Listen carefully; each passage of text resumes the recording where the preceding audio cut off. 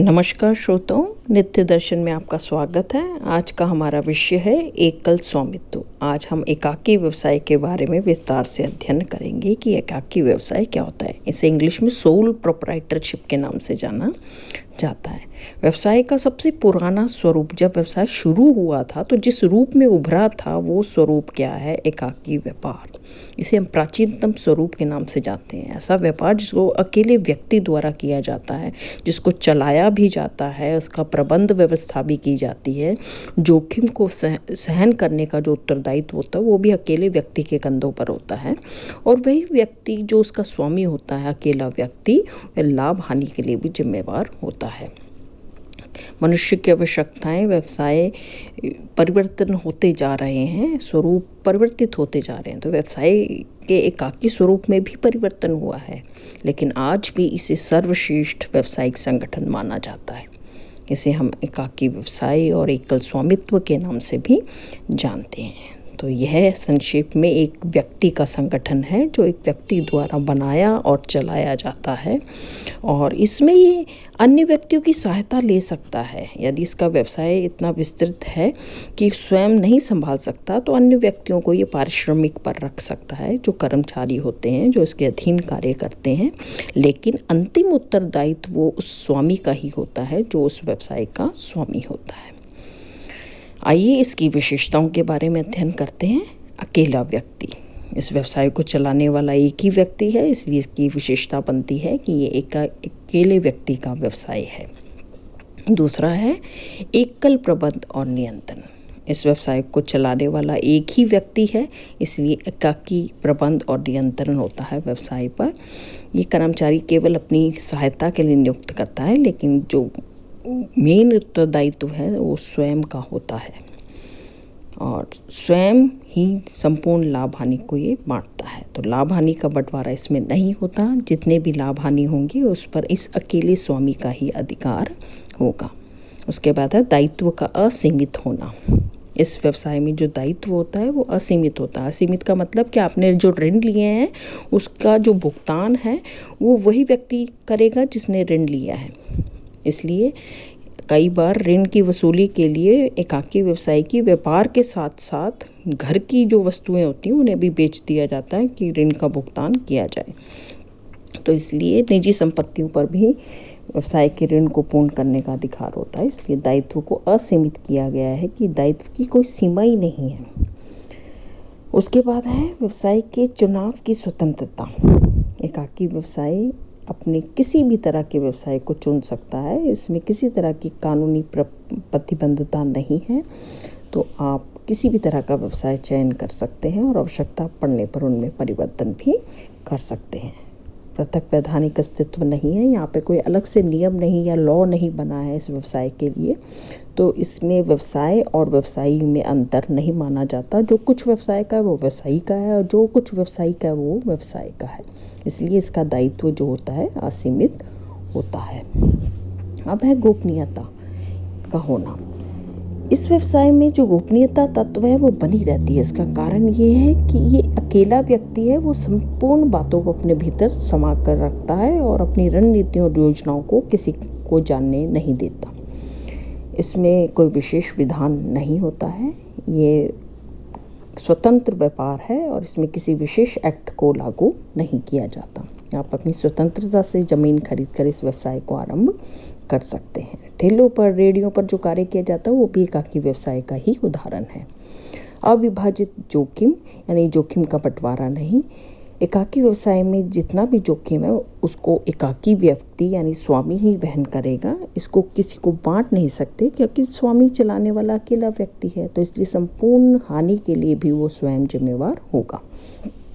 उपयुक्त, ये उन व्यवसायों के लिए उपयुक्त है जो छोटे रूप में हैं, जो क्षेत्र तक सीमित हैं और उसी क्षेत्र में वो व्यवसाय किए जाते हैं। तो जो स्वामी होता है उस क्षेत्र का राजा हो जाता है यदि उसकी प्रतिभा से वो व्यवसाय चल पड़ता है। तो व्यवसाय में जहाँ व्यक्तिगत कुशलता और सतर्कता की जरूरत होती है वहाँ एकाकी व्यवसाय पर्याप्त है। आप मिष्ठान के उदाहरण ले सकते हैं, बेकरी व्यवसाय के उदाहरण ले सकते हैं। ये सब अपने स्थानों पर उपयुक्त होते हैं। अब आप देखते हैं इसके लाभ और हानि। लाभों के संबंध में ये कहा जाता है कि एक व्यक्ति का नियंत्रण विश्व में सर्वश्रेष्ठ है, क्योंकि उसके लाभ ही इतने अधिक हैं। लाभों में हम कह सकते हैं कि इसकी स्थापना बहुत ही सरल है। इसमें किसी तरह की वैधानिक औपचारिकताओं या एक्ट का पालन नहीं करना पड़ता। कभी भी कहीं पे भी अपनी ज़मीन को खरीद कर, अपनी दुकान को खरीद कर हम व्यवसाय आरंभ किसी भी तरह का कर सकते हैं।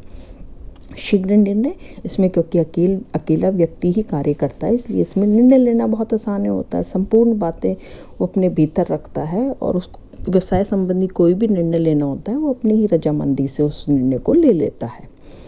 प्रेरणा का जो स्रोत होता है वो लाभ होता है।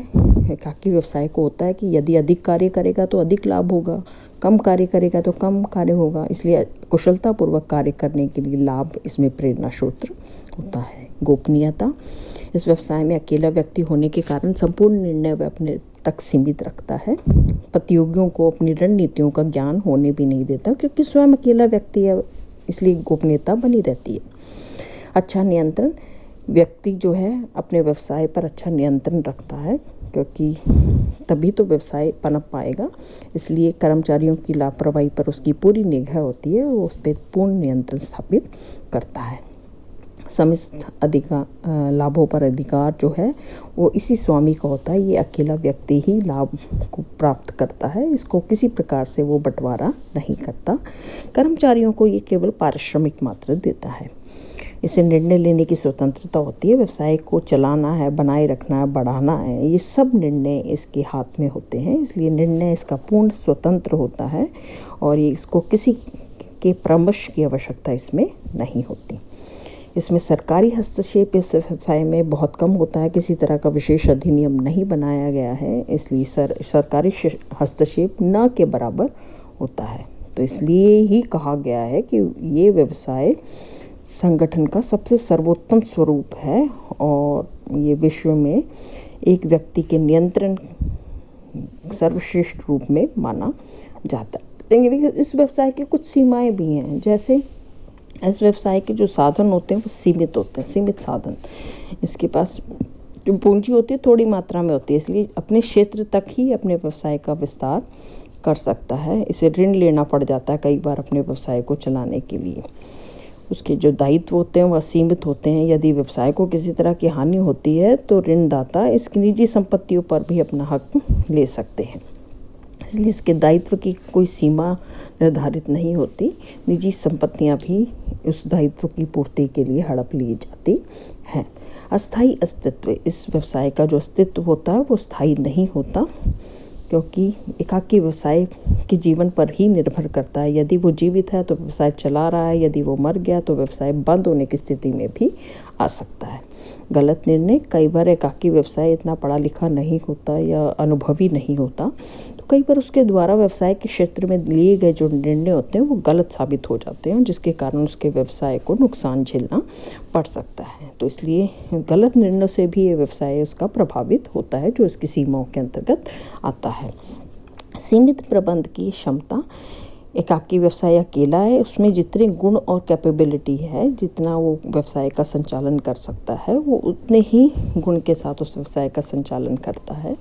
उसकी वो जो सीमित प्रबंध की क्षमता है उसके कारण व्यवसाय कई बार सभी क्रियाओं को सफलतापूर्वक संचालन नहीं कर पाता। तो अकेला व्यक्ति है, अकेले ही उसके कुशल और प्रभावी प्रबंध करना संभव नहीं हो पाता।